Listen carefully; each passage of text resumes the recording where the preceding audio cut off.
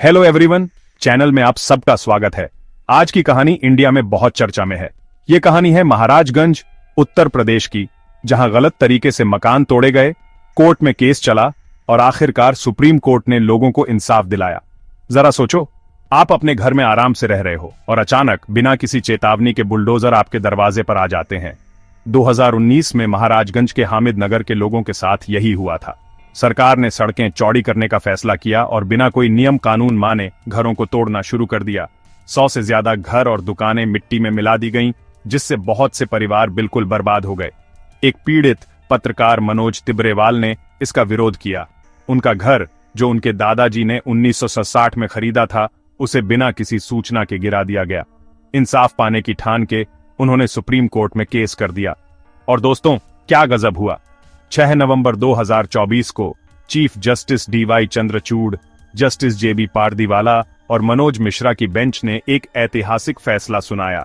उन्होंने उत्तर प्रदेश सरकार की इस हरकत को गलत बताया और मनोज तिब्रेवाल को 25 लाख रुपए का मुआवजा देने का आदेश दिया।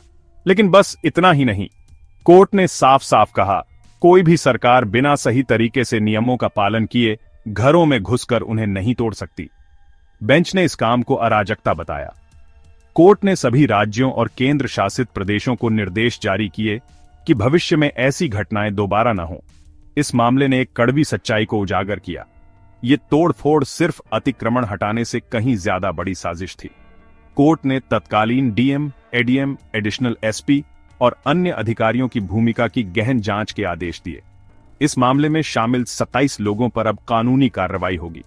सुनवाई के दौरान जस्टिस पारदीवाला ने राज्य सरकार से पूछा कि आखिर उन्होंने घरों को अवैध क्यों बताया। राज्य सरकार कोई ठीक जवाब नहीं दे पाई और उसकी जमकर आलोचना की गई। बेंच ने जोर देकर कहा कि ऐसा कोई भी कदम उठाने से पहले उचित सूचना देना और कानूनी प्रक्रिया का पालन करना बहुत जरूरी है। सुप्रीम कोर्ट ने राज्य सरकार को जिम्मेदार ठहराते हुए और विस्तृत जांच के आदेश देकर एक मिसाल कायम की है। उन्होंने यूपी के चीफ सेक्रेटरी को दोषी अधिकारियों के खिलाफ कार्रवाई करने और 1 महीने के अंदर रिपोर्ट देने का निर्देश दिया। इस अवैध तोड़फोड़ के लिए जिम्मेदार अधिकारियों और ठेकेदारों पर अब आपराधिक मुकदमा भी चल सकता है। अंत में इस ऐतिहासिक फैसले ने उस नौकरशाही के घमंड को करारा जवाब दिया है, जिसके कारण ये गैर कानूनी तोड़फोड़ हुई। ये फैसला दूसरे विक्टिमों के लिए मुआवजा और न्याय पाने का रास्ता साफ करता है। ये एक कड़ा संदेश है कि कानून से ऊपर कोई नहीं है। तो दोस्तों, आज के लिए बस इतना ही। अगर आपको ये जानकारी अच्छी लगी हो तो लाइक बटन दबाएं और ऐसे ही अपडेट्स के लिए सब्सक्राइब करें। जागरूक रहें और अपने अधिकारों के लिए लड़ते रहें। देखने के लिए धन्यवाद।